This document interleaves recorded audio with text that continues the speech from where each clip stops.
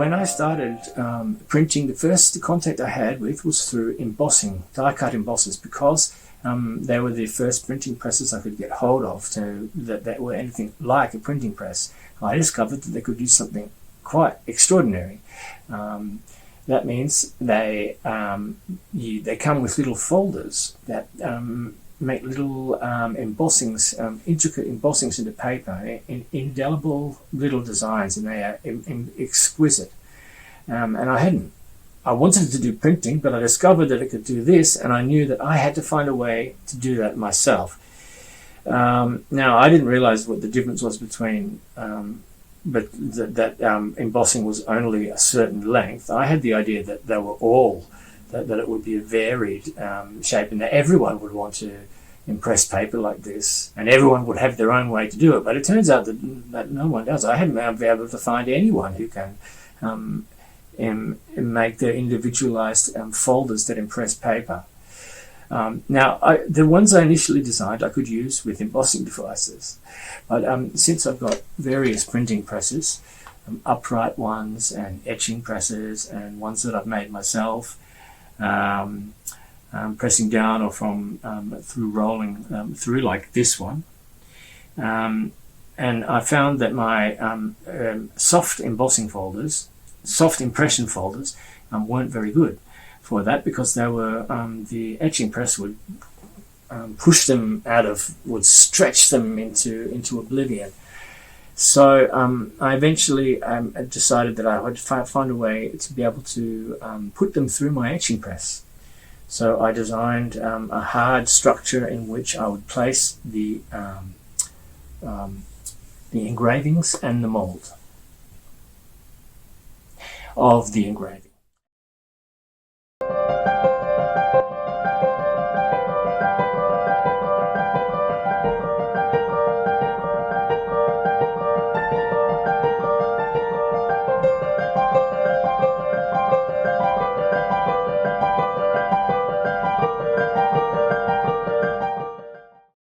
So this is the third of my new type of paper impression plate that I initially designed to impress paper with, to make 3D impressions into paper.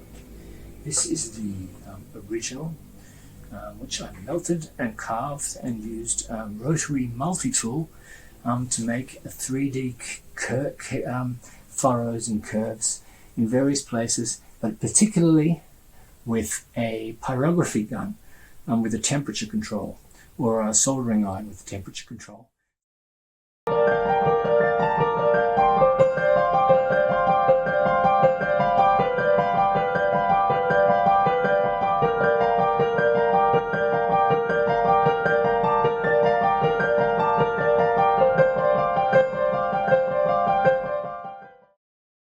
Now, what is an impression folder? An impression folder basically consists of an engraving and a mold of the engraving. The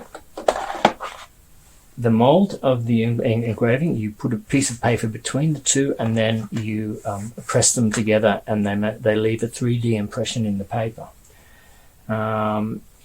You have to, when you make the carving, you have to carve into it, and knowing that what you carve in a mirror image, so as you can see, this is that will be what will push above the paper when you take it out in the end. So this is the engraving plate. Now, secondly, there is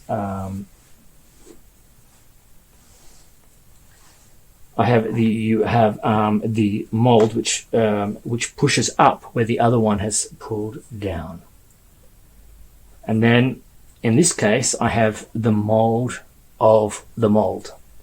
I've built them into a hard foundation so that the two plates won't slide apart.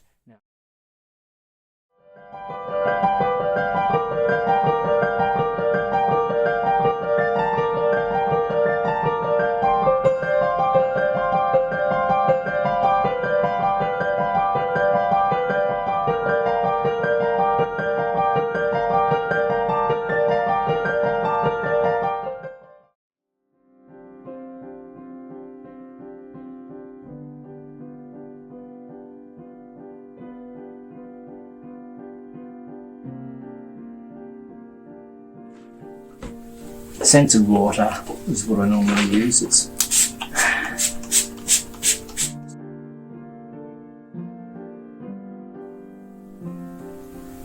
So I just put the damp sheet of paper between the two sheets.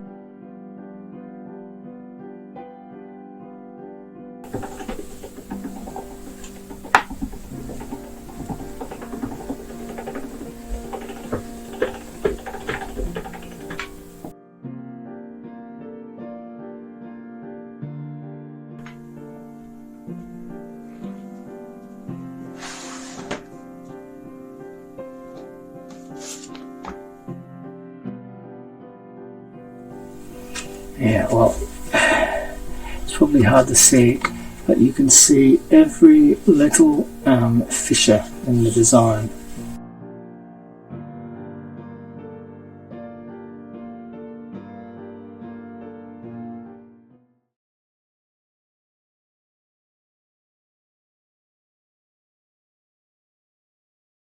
There we go, 3D impression folders made out of all sorts of different substances, soft and hard, that have been made put into a hard foundation so that I can make them on in my etching press without smashing, pulling, deforming in any number of ways the plates I made.